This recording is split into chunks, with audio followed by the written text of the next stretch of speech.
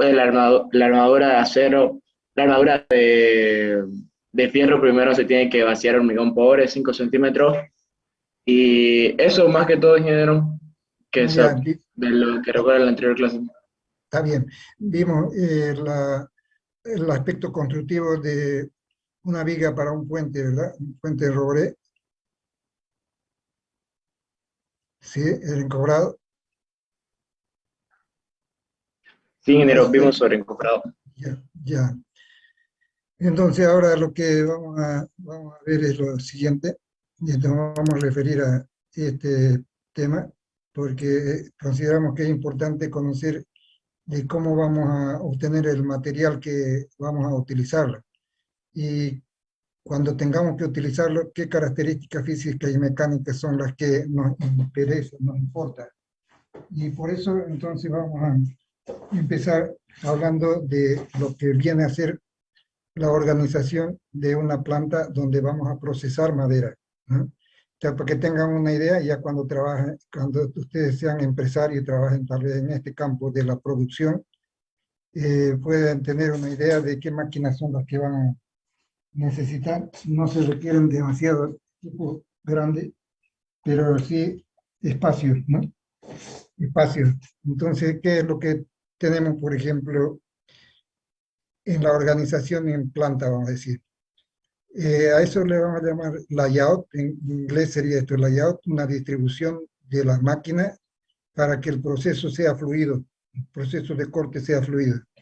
Entonces, empezamos con que aquí vamos a organizar, por ejemplo, las sierras para el corte, que serían llamadas sierra wincha, eso pueden irlo anotando, ¿no?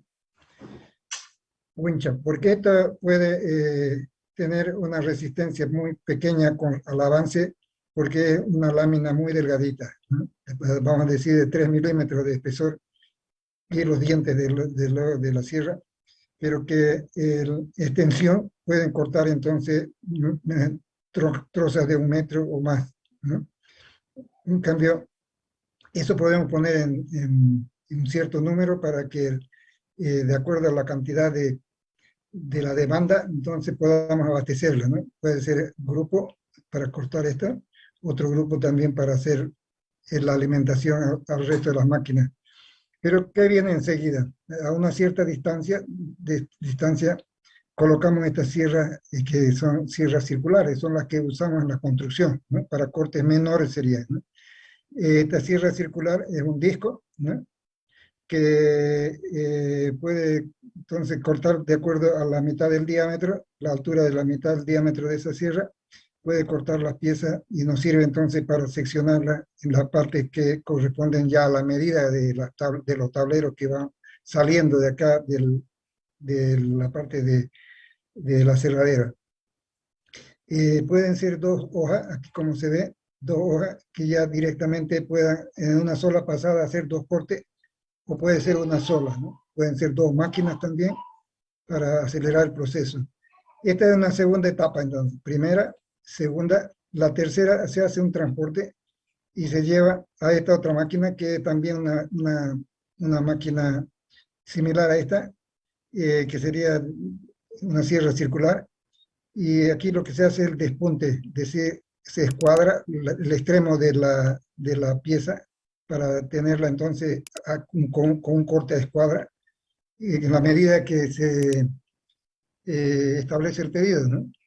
En las medidas que se establecen en el pedido, una vez que se tiene ese despunte, se viene acá, se le da la vuelta a la tronca en unas correas transportadoras, ¿no? Se dan la vuelta y todas las partes que intervienen en este proceso. Ustedes van a escuchar hablar de layout, van a escuchar hablar de pallet, seguramente, y después más adelante van a ver otras palabras que se adicionan a todo esto. Una vez que se tiene en el pallet, esto se organiza de esta manera para que pueda estos garfios eh, del transporte, del cargador este, entonces pueda fácilmente levantarlo. Aquí ya está, se entiende que está por debajo, está por debajo de este grupo. Y se transporta entonces el vehículo. De aquí puede ir a la venta directamente a la entrega, y que puede utilizarse como encobrado, por ejemplo. No se da el lujo uno de usar madera seca en el encobrado, porque también es un uso muy eh, rápido, es decir, de un día para otro puede estar ya el tablero dispuesto y no hay tanta disminución de secciones en ese lapso de tiempo. Entonces, pero todo lo que es para mueble o para exportación tendrá que ir a un horno de secado. El horno de secado tiene que tener ciertas características para poder eh, realizar el proceso. Entonces, esta es la primera etapa que llamamos primera transformación de la madera, ¿no? Segunda transformación ya serían las estructuras que hagamos, los muebles que hagamos, las conexiones necesarias que deben hacerse, todo aquello, ¿no? Entonces vamos a ir a la segunda etapa. Disculpe, ingeniero, una pregunta. Sí, ¿Será que puedes repetir, por favor, cómo se llamaba la sierra? esta sierra wincha, Ah, ya, muchas gracias, ingeniero. esta es sierra wincha, sierra circular, esto es pallet. Y aquí se marcan las etapas, entonces A, B, C y D, ¿no? A, B, C y D y alcaría. Y bueno, entonces el producto que tenemos de la troca, de la troza, es algo así como este, con el máximo aprovechamiento. Se entiende que la mejor calidad de la madera es la que está en la parte del duramen, o el corazón que también se llama, ¿no? ¿Cómo se lo reconoce? Porque en los árboles de crecimiento lento, esto es más oscuro, ¿no? Esta parte es más oscura y esta parte es más blanca, así como se la tiene acá, ¿no? Entonces, este va a tener un valor estructural. Y en nuestro programa de corte tal vez tengamos que hacerlo de tal manera que si seccionamos acá, ya tengamos dimensiones en pulgadas que son las estándares para la construcción, por ejemplo, de 2 en 2 pulgadas, que varíe, ¿no? Columnas, por ejemplo, de 20 por 20 centímetros significa 8 por 8 pulgadas, ¿no? Tomando en cuenta todas las dimensiones comerciales, entonces ya se establecen medidas para este corte.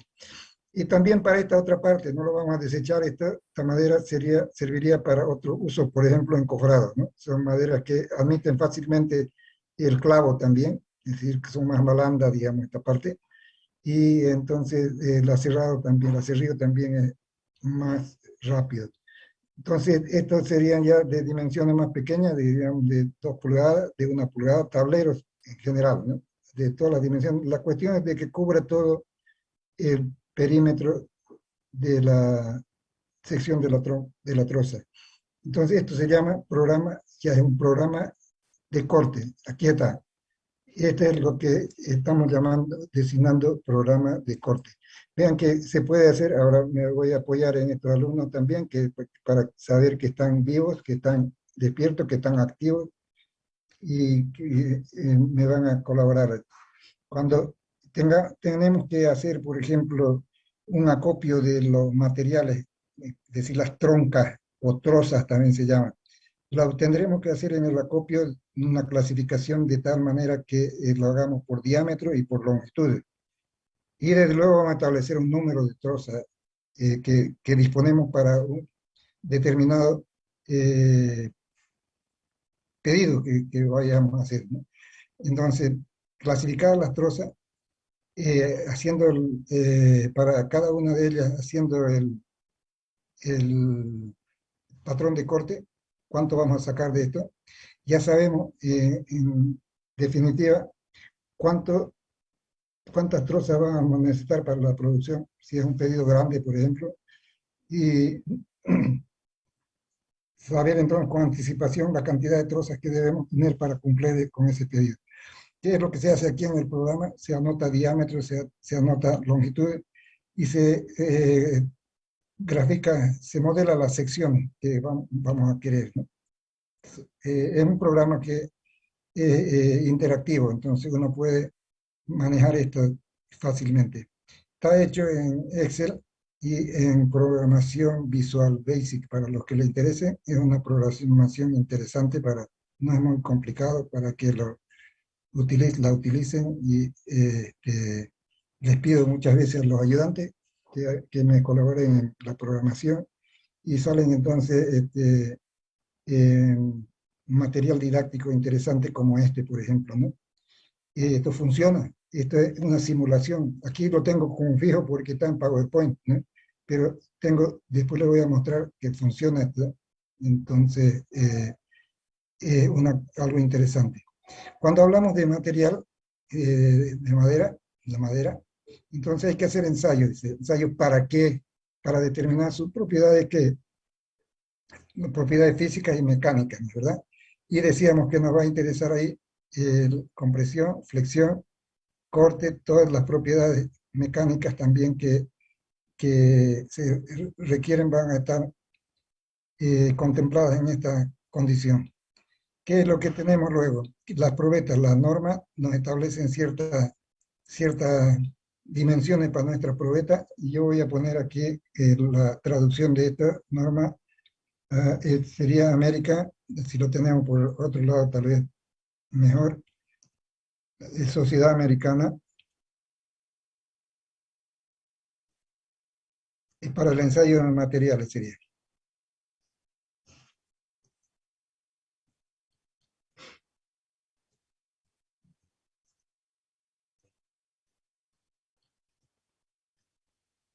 Así es, entonces entendemos que nos vamos a apoyar en esta norma para todo nuestro trabajo y para los cálculos también, entonces referidos a la resistencia que nos proporcionan, que validan estas normas. Ya está. American Society for Testing Material. American Society for Testing Material. Así es, Testing Material. Ahora está bien. Entonces, las dimensiones que nos recomiendan estas normas, tanto para uno o para otro ensayo, son particulares. Es decir, que por ejemplo, para contenido de humedad nos dirá, saque probetas que sean de un corte radial, este es un corte radial, y saque probetas de 5 por 5 por 20, por ejemplo, para compresión paralela a la fibra, para corte, para contenido de humedad, la propiedad física puede ser 5 por 5 por 15, por ejemplo. Todo está estandarizado, ¿no? Entonces puede, puede uno confiar en que la norma lo vaya orientando para hacer los ensayos y que estos sean validados por la misma norma. Entonces, ¿qué es lo que se hace aquí cuando se separa ya todo esto? Quedaría aquí organizado así como esto norte-sur, por ejemplo, este-oeste. Pero eso para ubicar una probeta, de dónde estamos tomando la probeta y qué resultados tiene, ¿no? Compararlo con las demás. Aquí ya están más separadas, de una cuadrícula separada, y con su notación, en lo que se refiere a la codificación, la identificación, diríamos, de cada probeta. Eso es lo que nos indica la norma. Cuando tengamos que hacer contenido de humedad, por ejemplo, la determinación, es una propiedad física. Contenido de humedad no vamos a hacerlo desde los extremos de la pieza, supongamos que sea un tablero, no vamos a hacerlo de los extremos, sino vamos a alejarnos de ello para sacar la probeta y ensayarla, ¿no? Esta probeta entonces tiene que estar extraída alejado de este extremo. ¿Por qué razón, dirían? Porque cuando va secando la madera, la migración del agua es con más intensidad por la parte extrema que por los extremos. Ustedes van a ver las troncas cuando no se las pinta, ellas se rajan en los extremos, ¿no? Porque se va secando allá, el agua migra entonces por ahí, la corteza lo protege, y en este caso también es lo mismo. Entonces, en estos extremos desechamos, cortamos acá y sacamos contenido de humedad. Pero no solamente nos interesa contenido de humedad, sino también contracción volumétrica y densidad, ¿no?, de la madera para tener que clasificarla, por ejemplo, ¿no? Madera dura, intermedia, blanda. Entonces, la probeta que especifica la norma también es ASTM, este ASTM, La probeta que especifica es de 5 por 5 suficiente, dice, ¿no? Es ASTM también.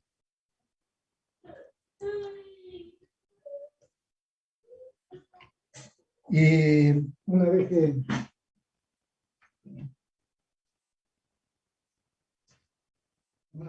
conseguimos esa probeta, el procedimiento es llevarlo al horno. Estamos hablando de la metodología ya. Llevarlo al horno y el horno, entonces, es este que lo tenemos acá. Pero antes, previamente a eso, habrá que tomarle las medidas, ¿no?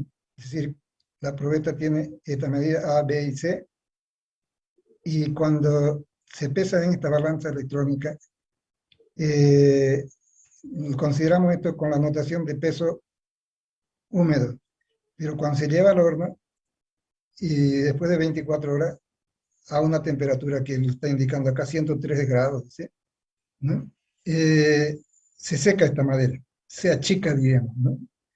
Y hay que tomarle nuevamente las medidas. Suficiente con pesarla nuevamente, tenemos el peso seco y con todos esos valores ya podemos hacer la determinación de contenido de humedad, contenido de contracción volumétrica, densidad, ¿no? Todo lo que nos interesa como propiedad física.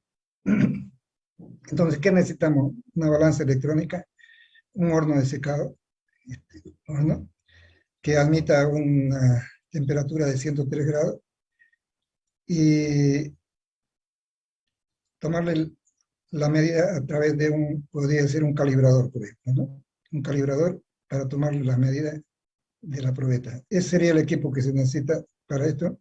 Aquí se explica cómo vamos a tener que determinar los valores. Imaginémonos esta primera casilla, son las dimensiones de la probeta, 5 por 5 por 20. Cuando seca, tenemos estas dimensiones A'. A' vamos a llamarla a la construcción ya de la madera, 4.4 centímetros, 4.7 y 19.9 en la longitud. Estamos hablando de una probeta larga acá, tal vez, de 5 por 5 por 15, por 20 más bien. También se puede, ¿no? Lo mínimo es 5 por 5 por 15, pero aquí estamos haciéndolo para 5 por 5 por 20 centímetros. Entonces, esta es nuestra probeta y estos son resultados. Entonces, 5 por 5 por 20. 4 por 4, 7 por 5, resultando cuando está seca ya, ¿no? Entonces sacamos la diferencia, que sería 5 menos 4.4, sería 0,6. Esa es la contracción tangencial. Tangencial llamamos a estas dimensiones, el achicamiento en esta dirección. Radial sería esto. Si estos son los anillos de crecimiento, entonces esto es radial y esto es tangencial. Un corte tangencial, un corte radial. Entonces 0,6 sería la diferencia de dimensión para este caso, ¿no? Igualmente sacamos para el otro y también para la longitud. Esas son las contracciones. Entonces, si queremos sacar, por ejemplo, eh, aquí vamos a decir contracción radial, vamos a escribirlo acá, vamos a procurar hacernos un espacio. A ver, ¿qué vamos a decir? Ustedes van a hacer esto. Contracción ya vamos a llamar radial, es para esto, es para esto. Esto sería, ¿no? B radial, contracción radial, va a ser igual a ¿qué? A menos radial B, ¿no? B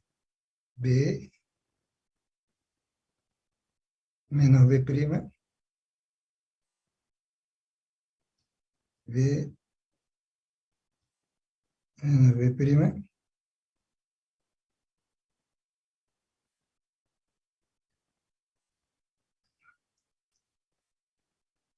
y esto tiene que dividirse entre algo.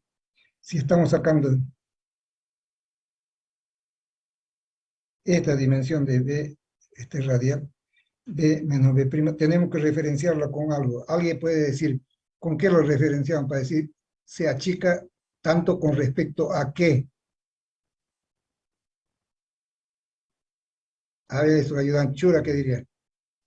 Con la radial, la sección de la radial. ¿Cuánto tengo que poner aquí? ¿B o B'? Abajo. B. Este es menos, ¿no? B, dice. Con relación a B, esto es lo que se achica, dice. Ya, entonces saquemos cuánto vale ese valor de contracción.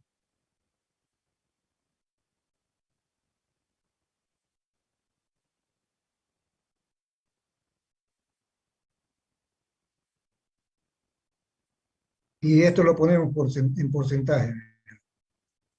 Así lo expresamos en porcentaje. Se acostumbra a hacerlo así. B menos B' sobre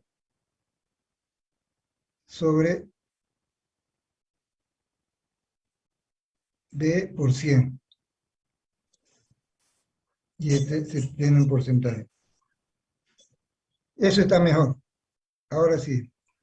Contracción radial igual a cuánto entonces. Es del Sale, 6%, sale ingeniero. 6%. ¿Cuánto? 6%. 6%. 6%.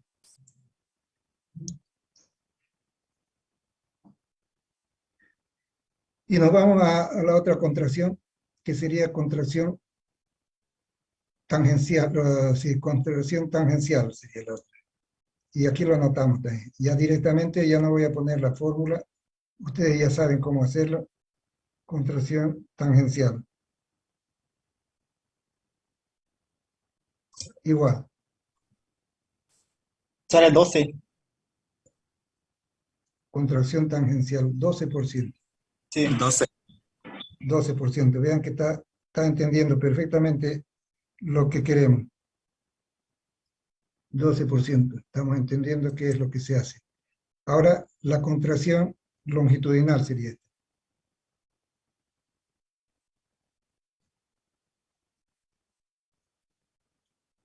Ya, ¿cuánto resulta la contracción longitudinal? 0,5%. 0,5%. Ustedes van a corroborar lo que están haciendo también paralelamente el cálculo, van a decir si está bien su compañero. Ya. Vamos a hacer este otro grupito también que nos ayuda acá. Está de César, de Rodríguez, están colaborando Choque, no colabora Muñoz, Roble está colaborando, Choquima también, Céspedes, Rengifo, y está fuera de combate, no sé quién es, el de aquí abajo. Está en tinieblas, Daniel Aliaga el Delgado. Ya. Si está bien todo esto, estamos de acuerdo con este y este. Este último es el que no sé si lo multiplicaron ya por 100 y es 0,5%. Sí, ingeniero. Sí, eso sale Está bien, bien. ingeniero. Está bien, entonces, ahora Sí. nos falta algo. Nos falta la contracción volumétrica total ya. Cuánto perdió de volumen la pieza. Eso es así. Estamos organizando el resultado. Ahí está. Entonces, ¿cuánto perdió como resultado del secado? Contracción volumétrica total ya sería. Eso ya es total. ¿Cómo podemos sacarla? Dicen, ¿no? Sería el volumen inicial en húmedo menos el volumen en seco dividido entre el volumen en húmedo, ¿no es verdad? O en volumen en seco. ¿Entre qué tengo que dividir? La referencia, ¿cuál sería? El volumen seco, ingeniero, El porque es número. una cantidad constante. Ya, a ver, alguien puede opinar también. A ver, ¿qué queremos determinar? Nos preguntamos. La contracción volumétrica total, ¿cuánto se achicó la pieza? Decimos que lo hacemos, que el volumen en verde, si quiere, volumen en seco, dividido entre cuánto sería. ¿Entre volumen verde o volumen seco? ¿O entre volumen total? Entre volumen seco. Sería entre volumen seco. ¿sí? A ver, si piensa cuánto, Volumen húmedo sería. El verde. aquí lo que estamos sacando es cuánto achicó.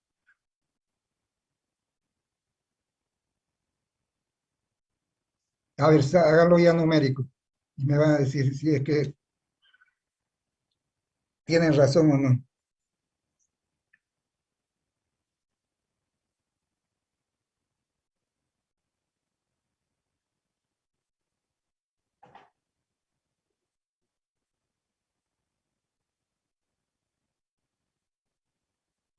¿Cuánto es el resultado?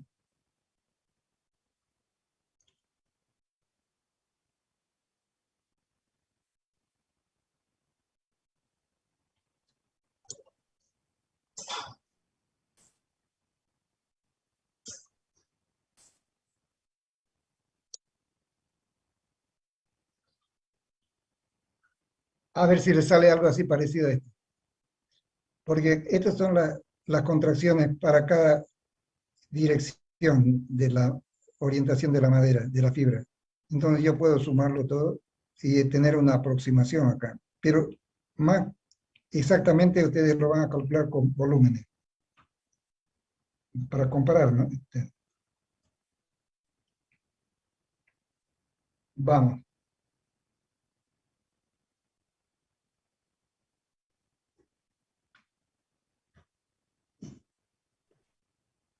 Ingeniero, sale 17,7%.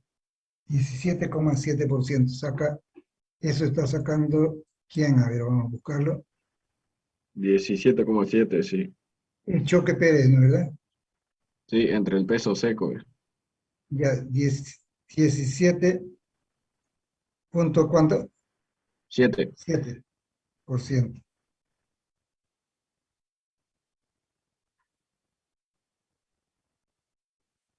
Ya, ¿alguien más puede corroborar ese Ese resultado? ingeniero.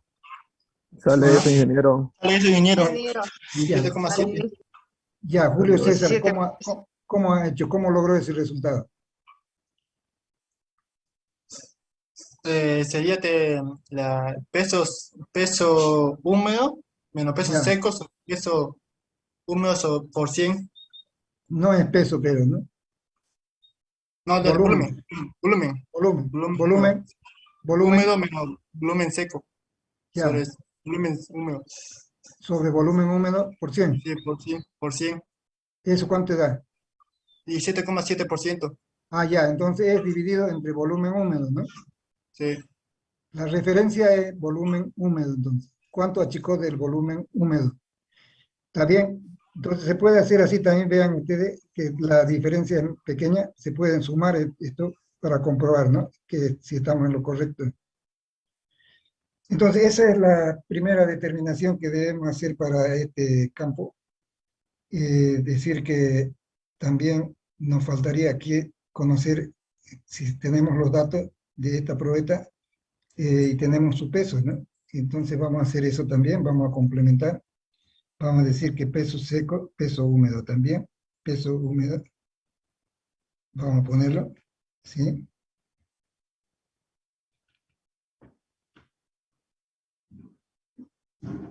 Vamos a ponerlo como dato, porque tenemos que sacarle el peso para sacar el contenido de humedad, ¿no? Entonces tenemos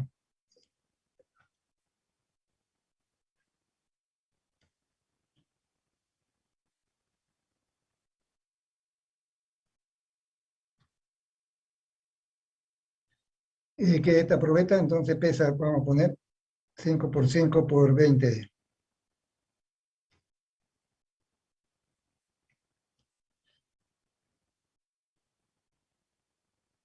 Entonces pesa 430, ponga 430 gramos.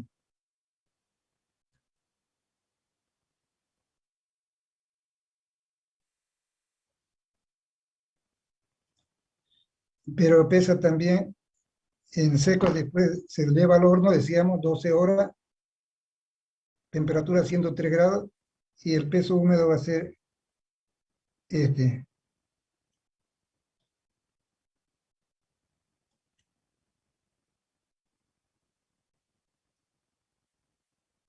gramos. Ese sería.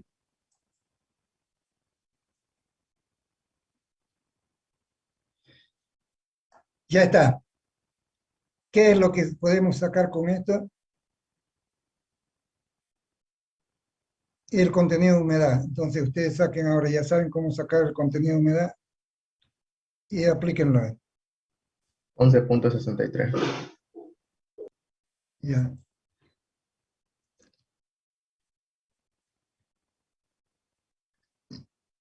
Entonces vamos a escribir aquí la fórmula para constatar lo que ha hecho su compañero. Sería peso húmedo y la cantidad de agua, ¿no? Menos peso seco sobre, esto es menos,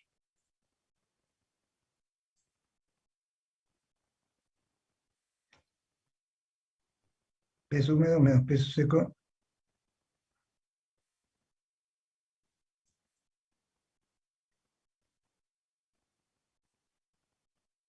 vamos a llevarlo abajo, y esto lo dividimos entre, ¿qué ahora? ¿Peso húmedo o peso seco? El seco. Porcentaje, entre peso seco, dice su compañero, Sí. vamos a poner Peso seco, entre peso seco, dice su compañero.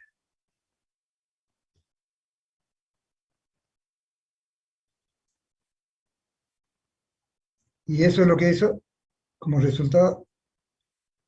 Esto es dividido entre peso seco y por 100, ¿no?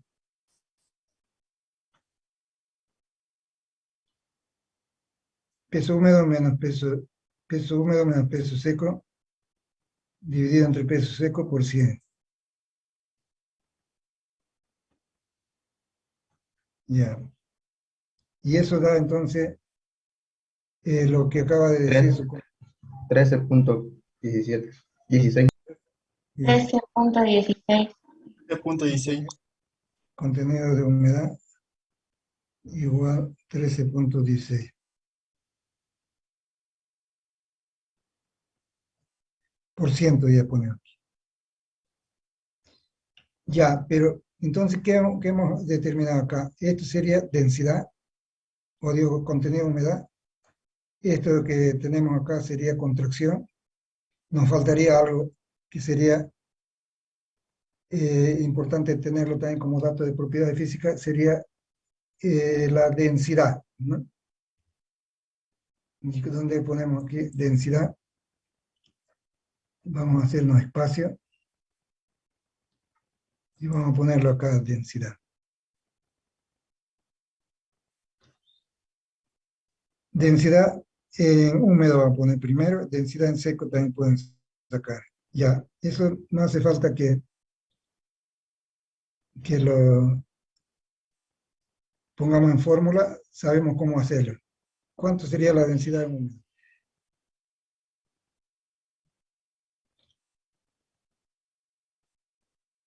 Densidad es peso sobre volumen, ¿no? Eso lo tenemos acá.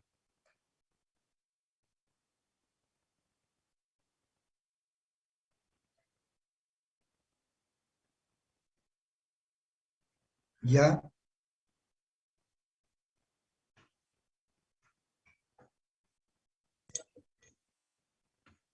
Sale 0,86. 6. 86, 0,86, la unidad sería gramos por centímetro cúbico. Ya, y la densidad en seca,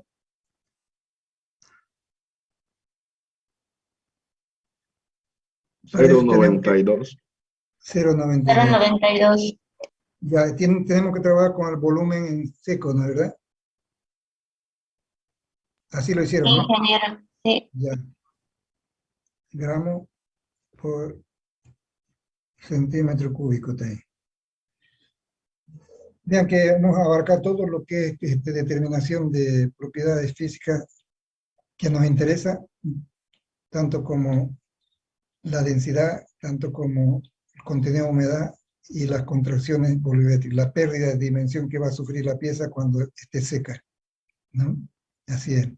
Entonces ya nos vamos adelantando a lo que viene a ser ya un recinto más industrial, ya sería esto, ¿no? Ya no es un horno de secado solamente, sino ya un recinto industrial, para que ustedes hagan negocio ya, vendan madera seca, por ejemplo, ponen una industria de secado, y para que sepan qué son los elementos que intervienen, ¿no? Y qué es lo que pueden hacer en conseguir, digamos, como materiales en el lugar, y cuáles otros habrá que comprarlo afuera, ¿no?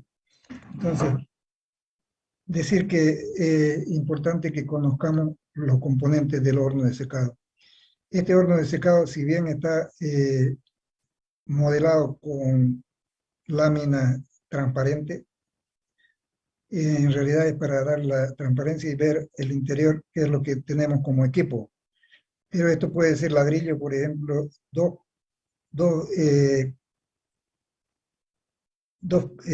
paredes de ladrillo, y al medio ponerle lana de vidrio, por ejemplo, en, en todas las partes.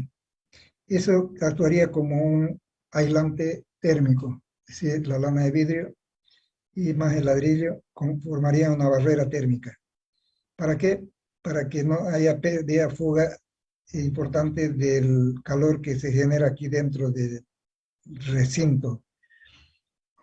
Aparte de las paredes que tienen que ser aisladas térmicamente, tenemos un radiador que puede ser a gas o puede ser eléctrico, ¿no? Que caliente el ambiente, entonces. Una estufa, si quiere, ¿no? Que caliente el ambiente. Y necesitamos, por otro lado, un humidificador. Aquí está, un humidificador.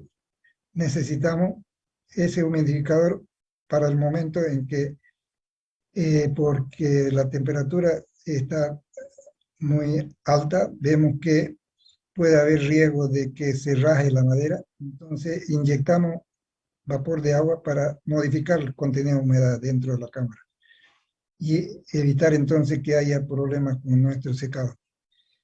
Este es humidificador, y este es tan importante como el anterior para decir que son los termómetros. Termómetro de bulbo húmedo, este de acá, termómetro de bulbo seco, este otro. Bulbo húmedo, bulbo seco. Pero, ¿para qué nos sirve eso? Para determinar el contenido de humedad dentro de la cámara. La lectura de ella, por ejemplo aquí 48, 43, ¿no? Nos va a dar el contenido de humedad dentro de la cámara.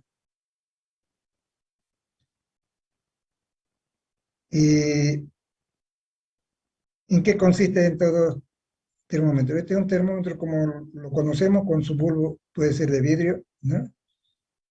Y este otro también con su vidrio, a la par de este otro puede ser el mismo, pero tiene adicionado un depósito de agua aquí abajo, y que con filamentos de algodón, entonces inundan de humedad el bulbo del termómetro. Entonces quiere decir que esto va a dar una temperatura, por ejemplo, 48, y este húmedo va a dar 43. Esa es una gradiente de secado, gradiente de humedad, o de temperatura más bien. Gradiente de temperatura que nos sirve para determinar entonces el contenido de humedad dentro de la cámara, la humedad dentro de la cámara. La humedad relativa sería, ¿no?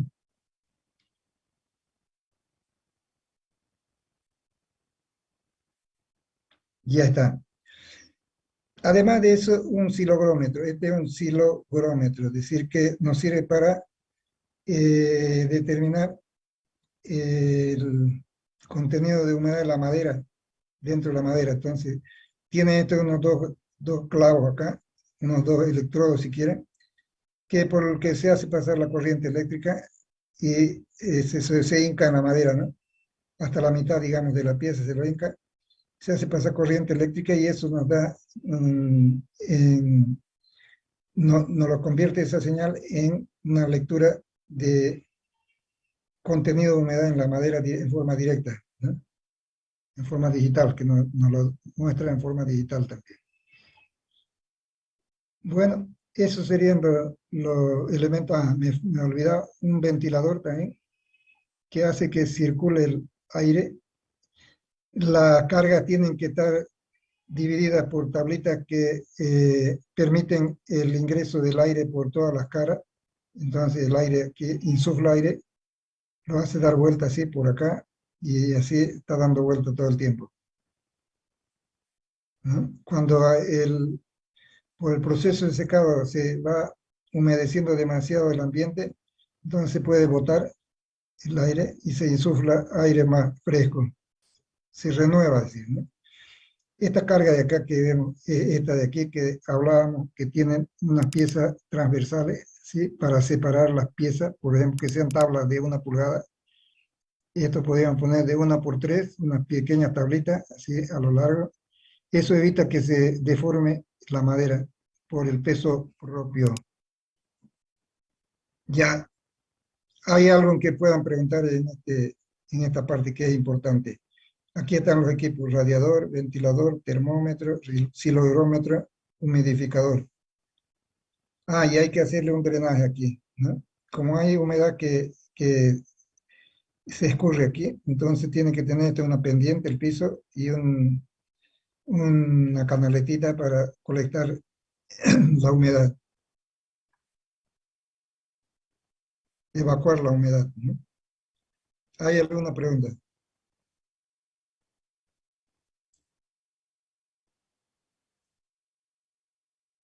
Nada, no hay pregunta que valga, dice. ¿Qué? A ver, Ramírez Narváez, Hermina, se desmayó Herminia. Ahora sí que dice Herminia, a ver si es que ha estado tal vez entendiendo lo que explicábamos.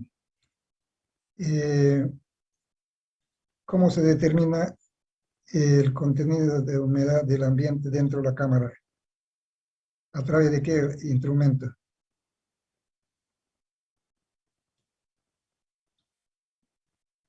Paniagua Pérez puede también ayudarle, digamos que son entre los dos que se van a colaborar ahí. Paniagua, ¿qué diría?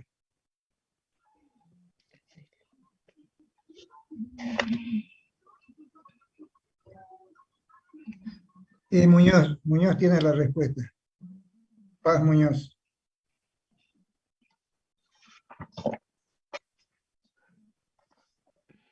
¿A través de qué instrumento determinamos el contenido de humedad dentro de la cámara?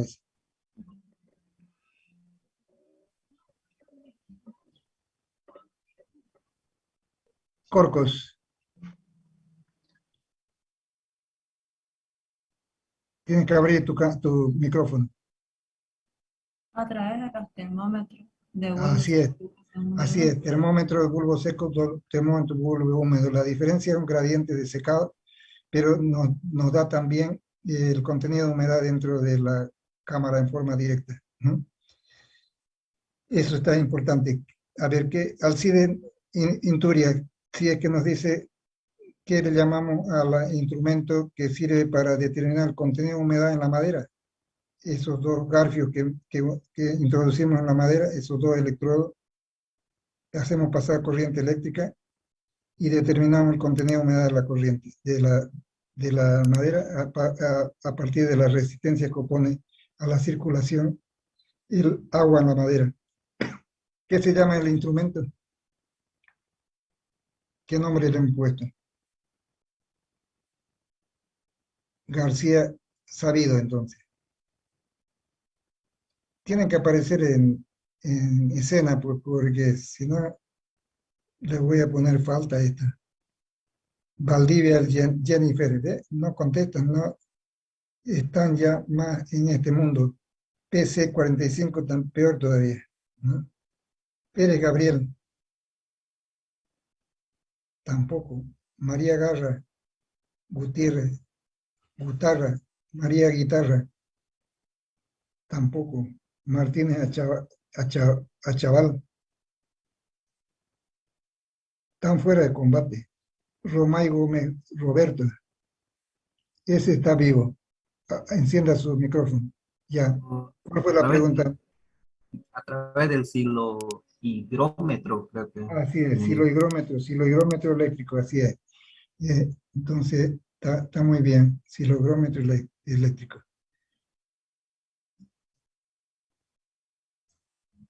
Ya, vamos a seguir entonces. Esto es, ¿no? En el repaso, un radiador, un ventilador, un par de termómetros, unos bulbos secos y otro bulbo húmedo, y silogrómetro y un humidificador. Eso es lo que necesitamos para hacer el control de nuestra cámara. Y esto puede ser automatizado. Es decir, que esto puede estar en Warner y esto lo tenemos aquí en la ciudad. Desde acá podemos controlar todo el proceso de secado. Y estas son las gráficas que nos manda si es que tenemos un programa de secado. Aquí está el programa, decir cuánto tiempo vamos a mantenerlo y con qué temperatura. Aquí se lo muestra escalonado, la etapa. Y en 76 horas estamos pretendiendo secar esa madera. Y este es el resultado gráfico de cómo va aumentando la temperatura, ¿no? Hasta que se produzca el secado. Y aquí grafica el contenido de humedad de la madera, hasta que llegue al porcentaje que hemos establecido como límite, contenido de humedad, ¿no? Eso en forma automática entonces puede ir generando y controlando desde el laboratorio, o digo, desde el escritorio. Y esto que estamos viendo aquí ya es un ensayo para determinación de propiedades mecánicas de la madera. ¿Qué va a significar eso? Que tenemos que tener una probeta estandarizada, en este caso es 5x5x20. Tenemos que tener una máquina universal, esta se llama máquina universal, porque puede hacer tanto tracción como compresión. Podemos hacer en esta máquina todos los ensayos imaginables, ¿no?, que se requieren, como 18 ensayos que vamos a hacer. Esta máquina es la que nos permite hacer todo eso. Es una prensa, ¿no? ¿Qué tiene composición? Toda esta pequeña estructura de un pórtico. ¿Qué más tiene? Tiene unos cabezales que sirven para aplicarle la carga acá, distribuirla en el área de la sección transversal de la probeta, y una prensa que nos permite provocar entonces una presión, un gato hidráulico si quieren, una presión, un gato de doble efecto, puede ser para arriba y para abajo, y que nos permite entonces aplicarle la carga, y esa carga la tomamos acá como carga y vamos anotando también con su deformación correspondiente, anotamos su deformación unitaria y determinamos su tensión, ¿no? Esta gráfica entonces es producto de eso ya, ¿no? Tensión y deformaciones, seguramente. Tensión, deformación, vamos a ver que agrandemos eso. Ahí está. Tensión, deformación. Cuando tenemos 4000, la deformación que provocó es 0,0048. La unitaria es esto dividido entre 20, delta L sobre L, sobre 20. Y la tensión va a ser la carga sobre el área. ¿Cuál es el área? A ver, yo preguntaría, ¿cuál es el área que deben tomar? Si me contesta Paniagua Pérez, ¿cuál es el área que deben tomar?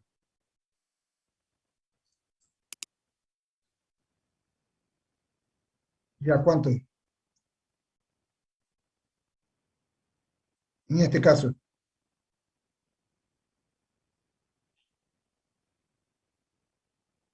Eso es, 55 centímetros entonces. Hagamos la prueba acá. Tenemos 4000 dividido entre 25 dará 160. Es verdad, ¿no? Entonces eso anotamos acá. Su correspondiente deformación unitaria. 4000,0024. 0025, por acá está, ¿no? Este punto de C. Este punto. Ya, si la gráfica nos da así lineal, ¿no? Vean que puede acomodar entonces una función lineal. Entonces quiere decir que las tensiones son proporcionales a las deformaciones aquí. Estamos llegando al punto de proporcionalidad, acá todo son proporcionales entonces. Para cualquier deformación le va a corresponder una tensión en base a la expresión que define esta fórmula. ¿Cómo sacamos el módulo elástico? Es la pregunta, en base a esto. Entonces, el módulo elástico es la pendiente de esta recta, ¿no? La pendiente de esta recta. Entonces podemos decir tangente de alfa igual a esta coordenada que sería aquí 160, aquí en este caso, 4000, vamos acá para ese punto, 160 la tensión, sobre este cateto opuesto, sobre cateto adyacente, ¿no? Y que esto sería 0024, aquí. Y eso nos da el módulo elástico. A ver si es que lo determina. ¿Qué módulo elástico tenemos para eso? 160 dividido entre 0,0024. ¿Qué vamos a hacer así?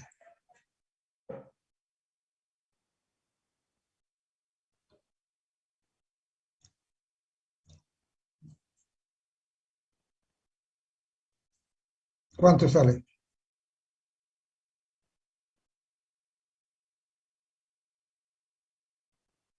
Sale 66.006,6. 66.000, está bien. Aproximado.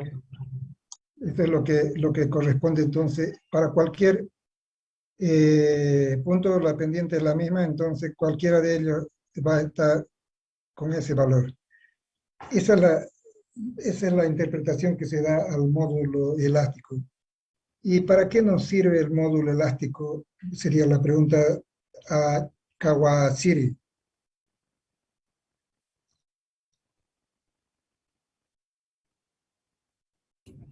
¿Para qué nos sirve? Podría ser por tema de la resistencia, cuánto va a resistir, ¿no? Ya. La elasticidad Entonces, que va a tener. vean que tiene las unidades de tensión, ¿no? Kilopondio, centímetro cuadrado, porque esto es adimensional, delta L sobre L, esto, deformación unitaria.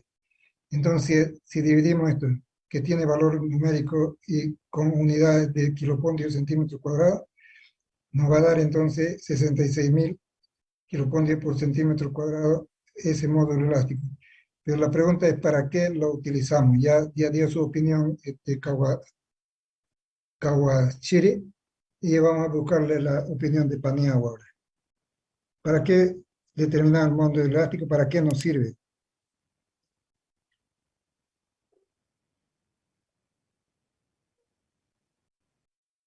Eso es, muy bien.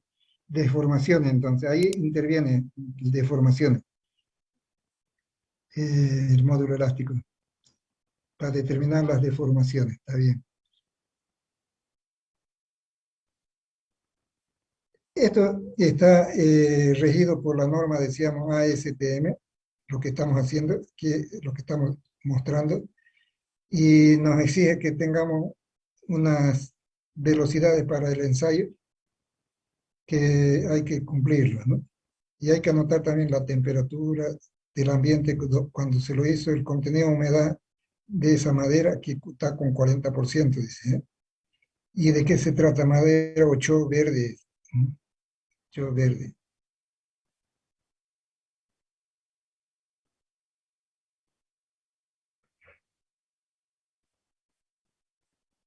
Aquí mostramos ya un gráfico que puede interesarnos más en detalle, es decir, Supongamos que eso sea un resultado de un ensayo de compresión paralela a la fibra. Todos estos valores que están consignados acá corresponden también sus deformaciones, corresponden su deformación unitaria y corresponden su tensión. Si seleccionamos para el graficador del Excel, ustedes saben usar el graficador de Excel seguramente, si graficamos entonces, si seleccionamos estas dos páginas, o digo estas dos columnas, y buscamos el gráfico que queremos, entonces el graficador de Excel nos lo muestra así como está aquí, ¿no? Directamente. Y nos da la función también, la tendencia, a partir de este punto, por ejemplo, que podemos seleccionar hasta acá, qué gráfica es la que acomoda, ¿no? En este caso sería más una línea recta que nos aconseja el mismo programa, ¿no? Y esta es la función que tiene esa línea recta, ¿no? Para esta condición. A no era exactamente 5 por 5, o digo, era 4,99, ahí está, hay que anotarlo, sus valores verdaderos, B igual 4,96. Sería mucha coincidencia que sea exactamente 5. 5 es lo que establece la norma, pero no por eso vamos a desecharla esta, ¿no? Ya está. Ahí este otro ensayo, entonces. 5 por 5 por 15, compresión perpendicular a la fibra. Este anterior era ensayo de compresión paralelo a la fibra. Generalmente esto cuando falla acá, si es que está bien confeccionada la probeta. Falla acá, ¿no? En el medio falla. Y este otro se hunde. La pieza este metálico, cabezal metálico, se hunde y cuando un hundimiento de 3 milímetros se dice que ya falló la pieza. Pero si antes lo hizo, es decir, antes de llegar a los 3 milímetros lo hizo, entonces anota esa como tensión de falla también. Compresión perpendicular a la fibra sería. Probeta 5 por 5 por 15. Se hacen las mismas determinaciones de los ejercicios anteriores.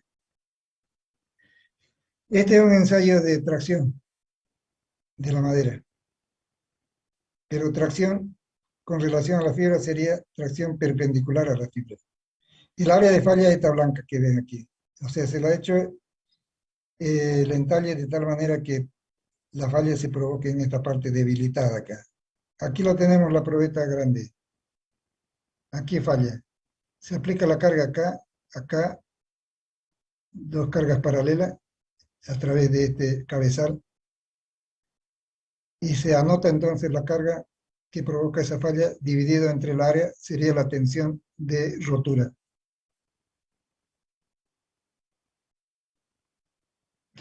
Este es el clivaje, la tendencia que tiene a rajar la madera, a comenzar a romperse desde acá y progresar.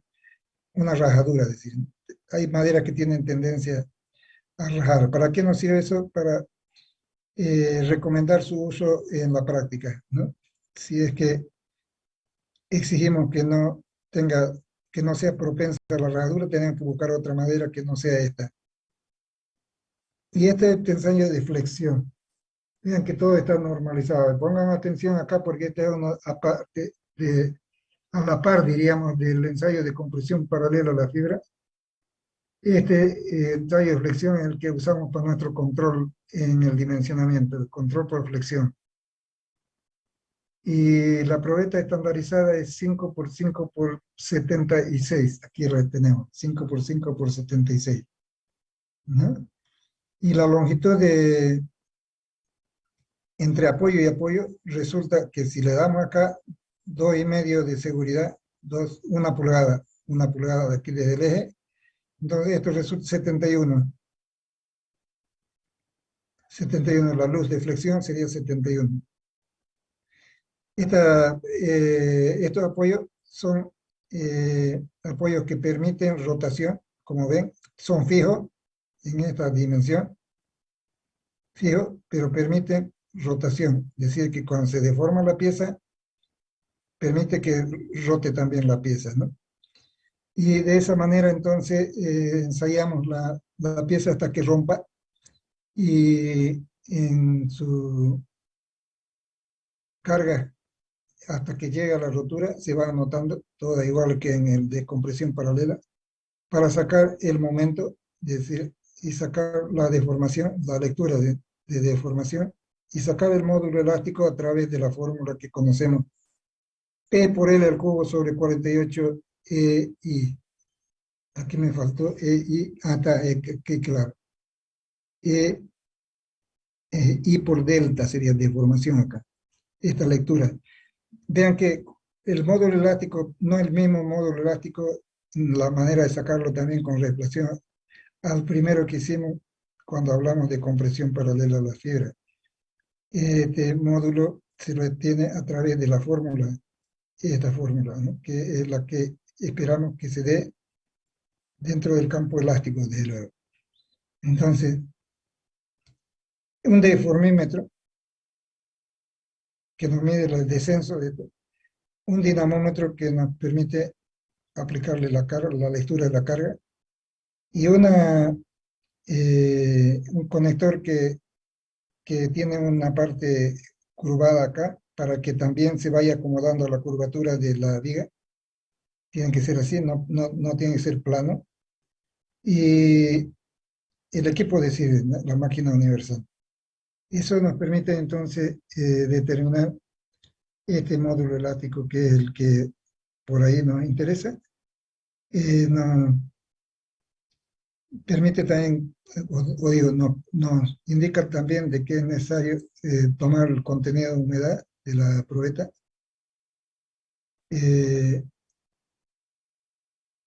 Además,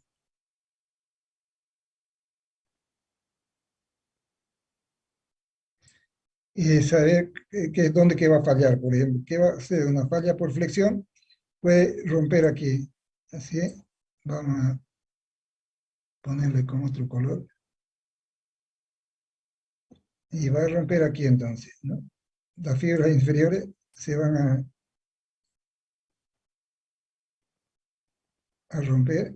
Esa sería una falla por flexión, tracción. Pero también podría ser que se abulte arriba, ¿no? Entonces eso, las fibras una con otra se montarían acá. ¿Sí? Abundan, Dios. Se abomban. ¿Sí? Entonces, puede ocurrir esto o simultáneamente ambos, si las tensiones que acepta son las mismas. Pero esos son típicos, la caracterización de falla por flexión.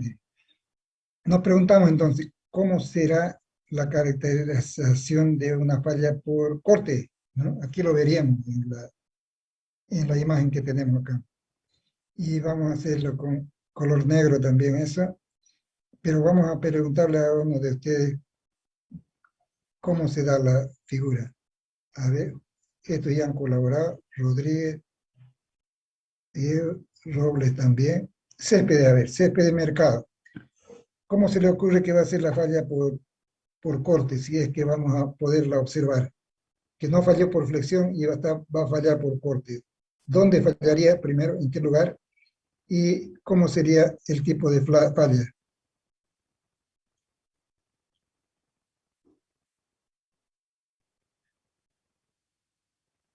¿Qué dice?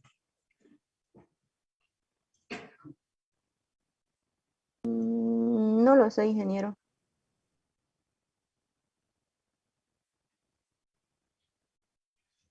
¿Tiene una opinión? ¿Césped? ¿Tiene una opinión? ¿Dónde se produce la falla y qué tipo de falla es? Sabemos que el corte menor de resistencia menor para la madera es paralelo a la fibra. Corte paralelo porque puede haber corte perpendicular también, ¿no? Paralelo es. ¿Qué dice Césped? Algo tiene que decir. Por lo menos, ¿dónde se va a presentar la falla por corte?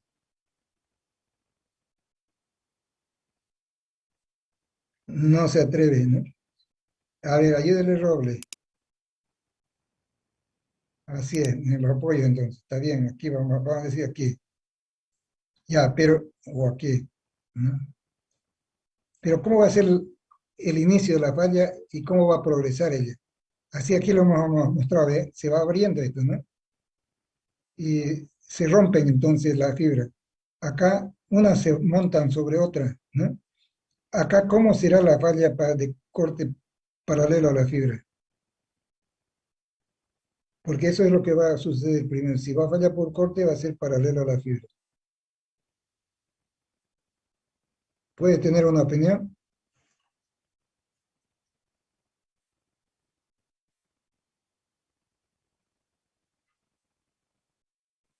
A ver, te voy a dar una idea. ¿Va a romper así, así, o va a romper así?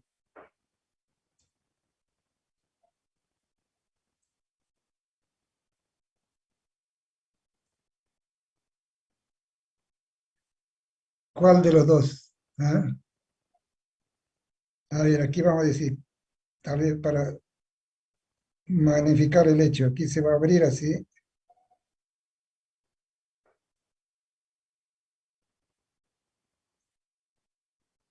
ahí va a empezar a seccionarse la viga, o se va a cortar aquí.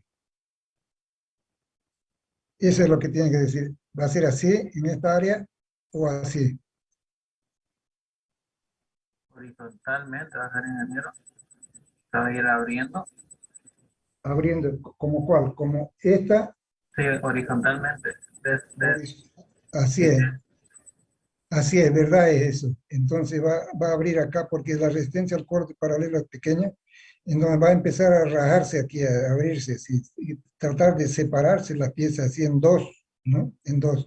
Pero ya la carga va disminuyendo, en la medida que se va fallando esto, la carga va disminuyendo y trabaja como una viga sobrepuesta, que ya no tiene corte, que ya no recibe cortante en este extremo.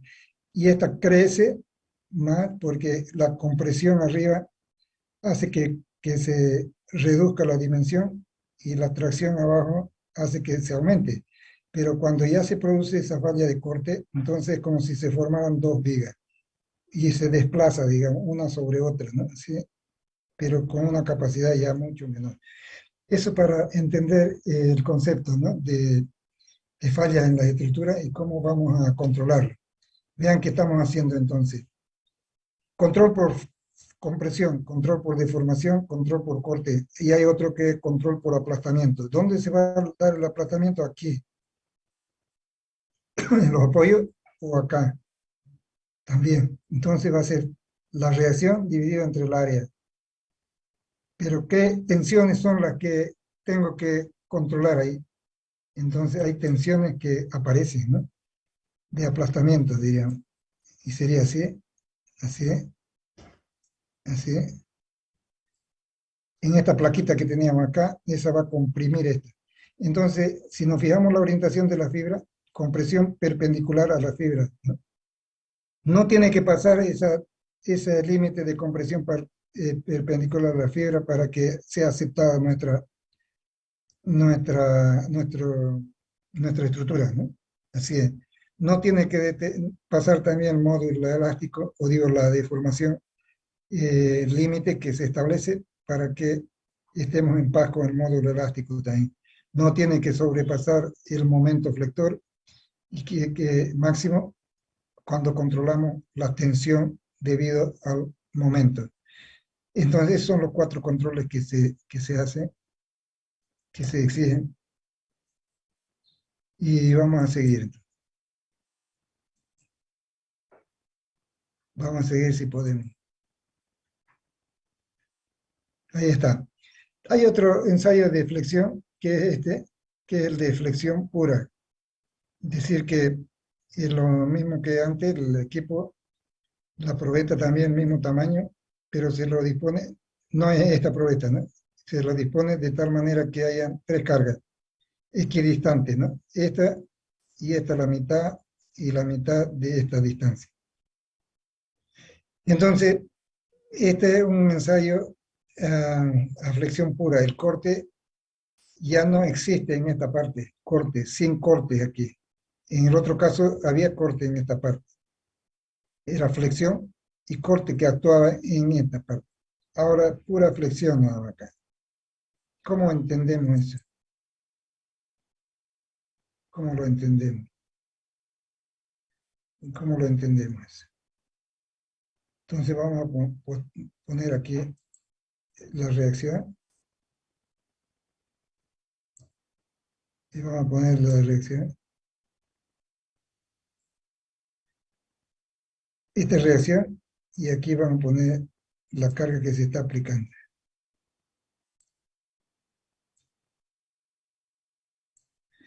Entonces, como esta es igual a esta, por la simetría, entonces acá, cortante a partir de esto es 0 para acá, ¿no? Aquí hay corte hasta acá. Aquí, entonces, para acá ya no hay corte. A esto se le llama ensayo de flexión pura. Ensayo de flexión pura, que se presenta en algunos casos, y es interesante que ustedes lo entiendan de esa manera. Nos sirve para imaginarnos en el dimensionamiento cómo funcionan las estructuras en realidad. Eso es lo interesante. Seguimos entonces.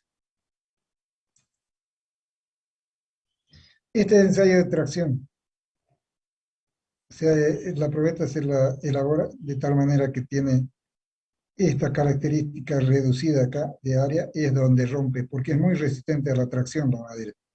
Entonces hay que darle una sección de tal manera que la máquina pueda romperla sin tener que fallar esto por corte, por ejemplo, acá. Entonces la probeta es estandarizada por la norma y también nos exigen velocidades para el ensayo, la aplicación de carga. Este para corte, justamente lo que estábamos hablando, ¿no? Entonces tenemos, por ejemplo, este entalle que hacerle a la probeta. La probeta es 5 por 5 por 5, no, 5 por 5 por 5 hasta acá. Y esto es 6,35, esta altura. Vamos a anotarlo ahí. Vamos a hacer un intento de determinar el cortante ahí. Ahí vamos a decir que esta probeta está aquí como, este es los 5 centímetros.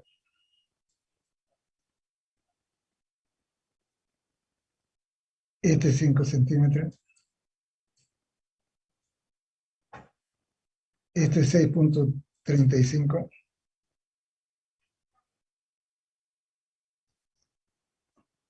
Y esto es 1,9 aquí. Esta partecita de acá es 1,9. Se hace un entalle ahí para poder acomodar el elemento que le va a proporcionar la carga. Esta es una plaquita, ¿eh? Es a través de esto que se les aplica la carga. Entonces esto es 1,9. Estamos hablando todo en centímetros. Esa es la probeta. 5 por 5 y así en profundidad también 5. Ya la tienen la probeta. Entonces determina el volumen primero, por su cuenta, volumen de la probeta, porque vamos a determinar el contenido de humedad, o digo, vamos a determinar la densidad de la probeta, porque hay que ensayarla, y determinar el contenido de humedad también, pero también su densidad.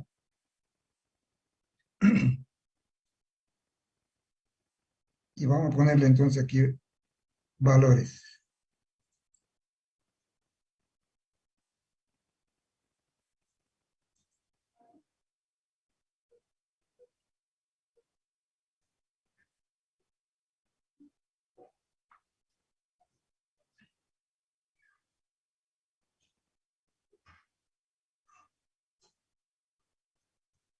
Ahí tenemos entonces 5 por 5 por 6,35.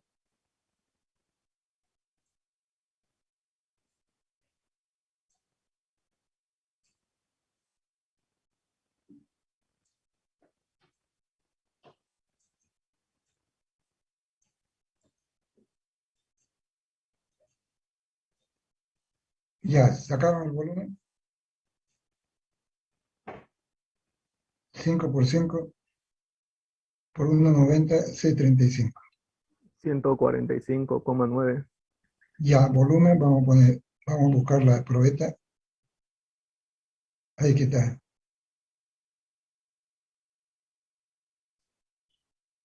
Vamos a anotarlo aquí.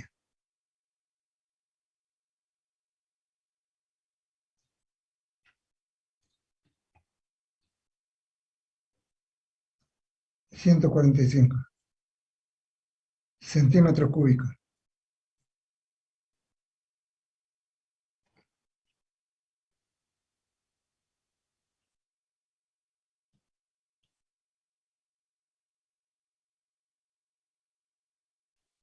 Ingeniero dijo 5 por 6, 35, ¿no? Y el peso, ya, un ratico ahí. El peso, vamos a decir que está peso húmedo. Vamos a entender que es peso húmedo ese. Peso húmedo. Lo vamos a poner como 116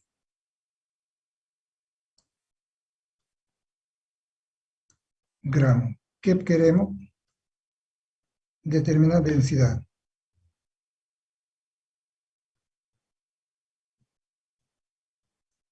¿Densidad cuánto?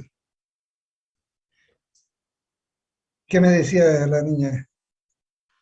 El volumen es 5 por 5 por 6, 35, ingeniero. No, pues aquí tiene un mental y hay que quitarle esta parte. Ah, ya, pues.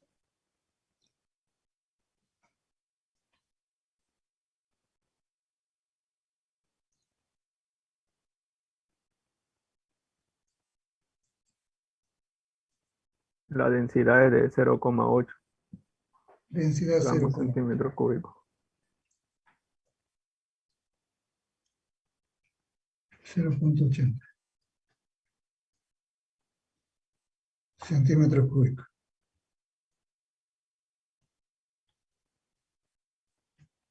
A ver si estamos de acuerdo ya.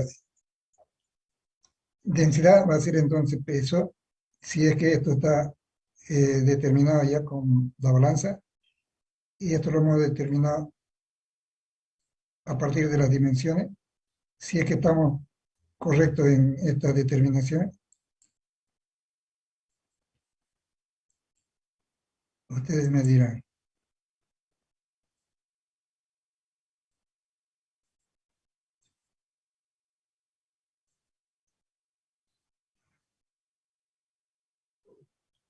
¿Está bien? Este es el que no va, es centímetro cúbico aquí. Y esto es gramo. Entonces dice, esta es la solución. Dice. ¿Está bien eso? Sí, sale ese bien. Ya. ¿Quién es el que sacó eso? Soy ingeniero Rengifo José Luis. Ya es que lo tengo aquí perdido. Ahora.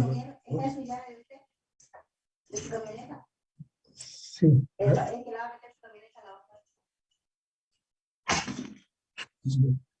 ¿Quién más?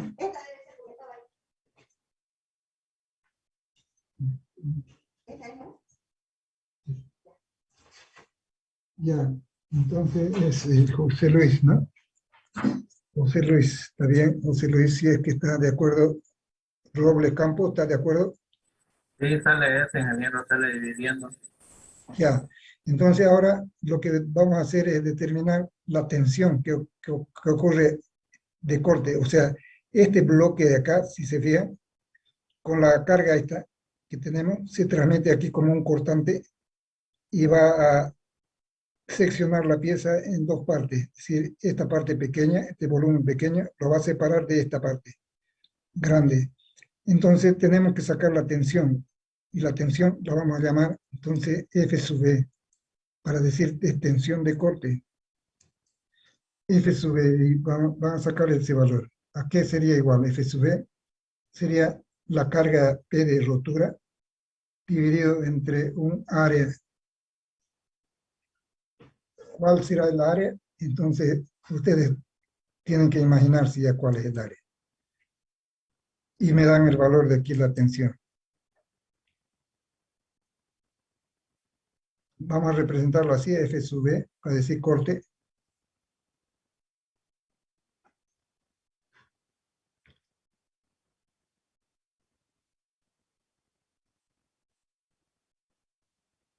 A ver.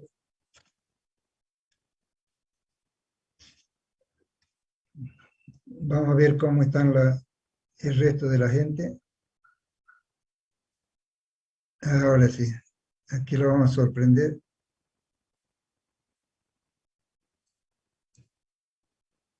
Ahora sí.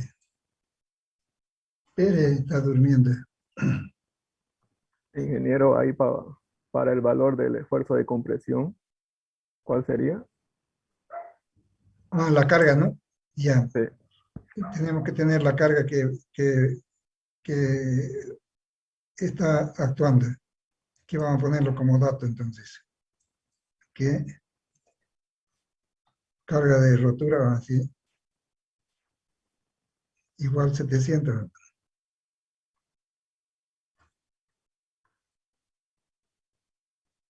Eso. Determine, esto sería carga de rotura, ¿no? Este P. Determine la tensión de rotura. Sería igual a 73,7. 73.7. Lo pondría 73,7 centímetros. igual.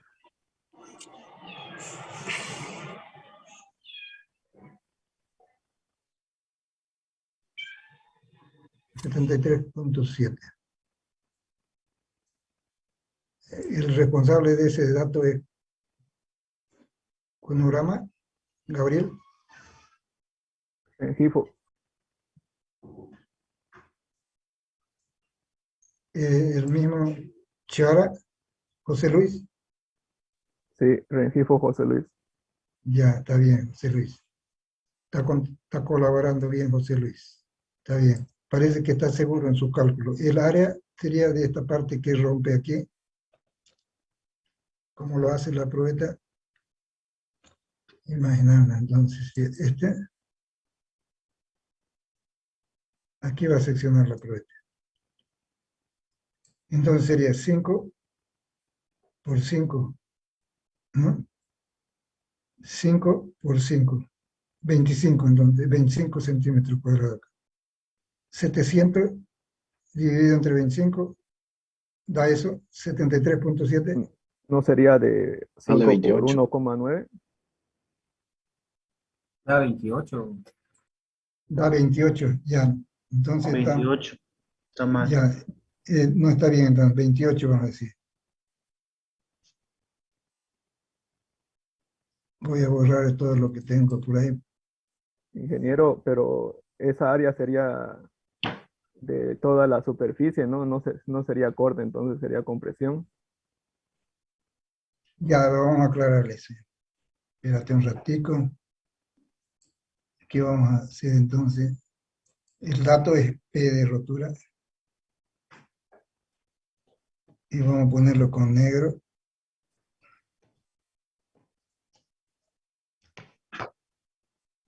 Y eso estamos diciendo que es 700. Aquí lo pone. Y estamos hablando de un área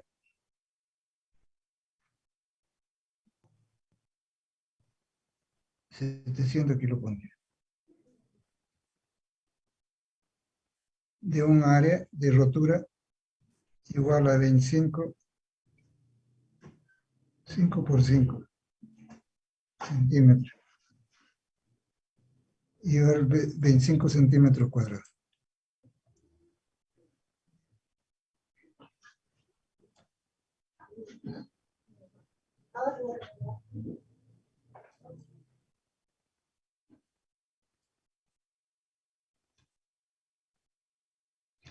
Y estamos hablando de una tensión entonces que resulta igual a 17 punto ¿cuánto? 28. 28, ingeniero. 28 kP por centímetro cuadrado. Ahora la discusión es del área. Cuando entendemos que, si se fijan en el esquema, en este dibujo,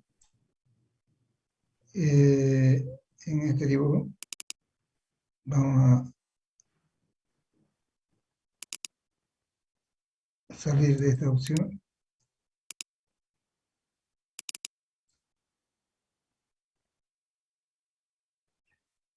Si se fijan en el área de la falla, dijimos que va a ser esto, porque aquí está libre, ¿no? Este apoyo permite que este bloque se estabilice en esa posición y sea el que descienda sea este.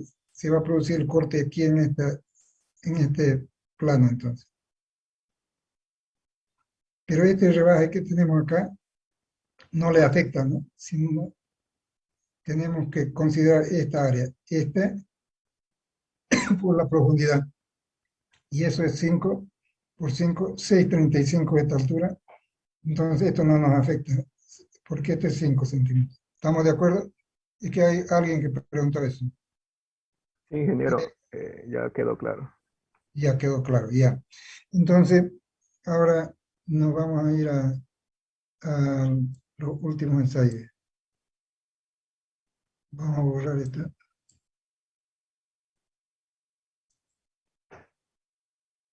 Y vamos a salir para allá. Esta es de dureza. Es una esferita que penetra en la madera hasta ese tope que se pone como límite en el cabezal. Lo voy a dibujar así. Esta parte es así. Esta parte de aquí. Y aquí tiene una esfera.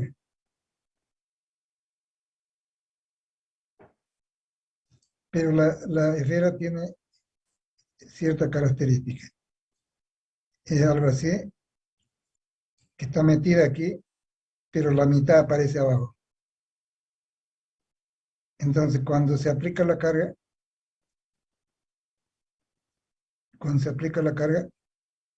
la madera que lo va a resistir sería esta. Se va a hundir entonces la mitad del diámetro. Ahí ya para la máquina. Es decir, ya es suficiente para determinar la dureza. Esta parte estoy dibujándola ya en corte, esta parte, ¿no? Y esto le llamamos de medios, de medio. Pero la esfera tiene una condicionante de que el área, si vemos en planta esta placa, si la vemos en planta, así, digamos que sea esta pieza, este sea el hueco, no hueco, sino el lugar donde hemos ensayado. Esto debe tener 1 centímetro cuadrado. Esa es la exigencia de la norma. Y entonces vamos a poner aquí 1 centímetro cuadrado como condición.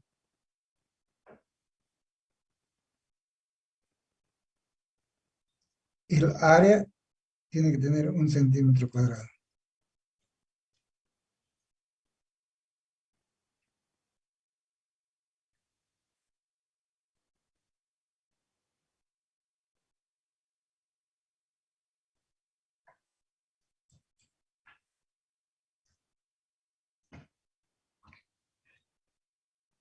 ¿Cuánto debe ser el diámetro para que tenga 1 centímetro cuadrado? Es la pregunta.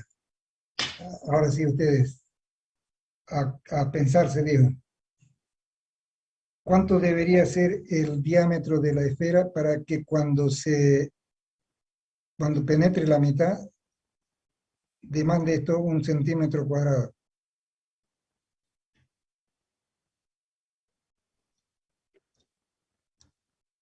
Ingeniero, es 1,12, 1,128. Muy bien, a ver, ¿quién es el que sacó eso? Ingeniero, lo que se hace es igualar el área a 1 pi por diámetro al cuadrado, que es la incógnita, entre 4. Así es, Choque El Pérez, ¿no? resultado sí, sale 1,128. 1,13 sale. Muy bien, está. Eso es lo que debemos saber entonces. 1,128, ingeniero. Ya, 1,13 ya podríamos redondearlo, entonces va a ser la huella. Directamente entonces la carga que se lee es la dureza de la pieza, la carga que se lee, ¿no? Y aquí está la especificación para la velocidad del ensayo también, ¿no? Es interesante este ensayo. y esta es, en este caso, el resultado. Vamos a ver, vamos a seguir aquí. Lo último.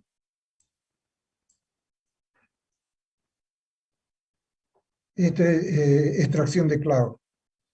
Voy a hacer que borremos esto. Extracción de clavo. Los clavos se introducen así en forma perpendicular a la madera y se deja una parte abierta acá para que este cabezal con su garra entonces pueda hacer la tracción. Se aplica la carga y se mide se lee cuánto necesita para arrancar este clavo de estas dimensiones. Tienen que ser conocidas las dimensiones de los clavos, ¿no?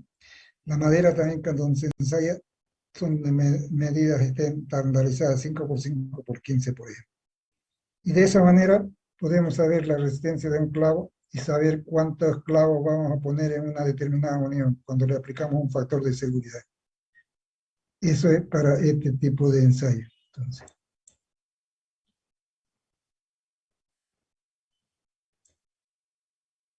vamos a borrarlo.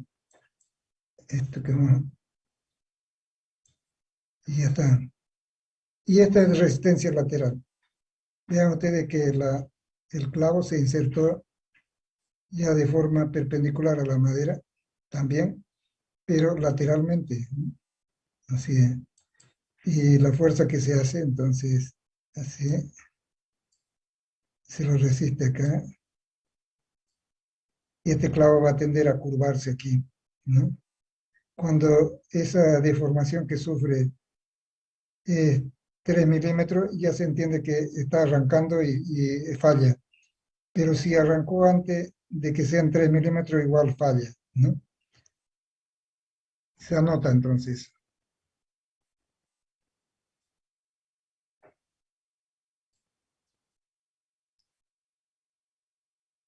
Eso es. Bueno, eso para ahora.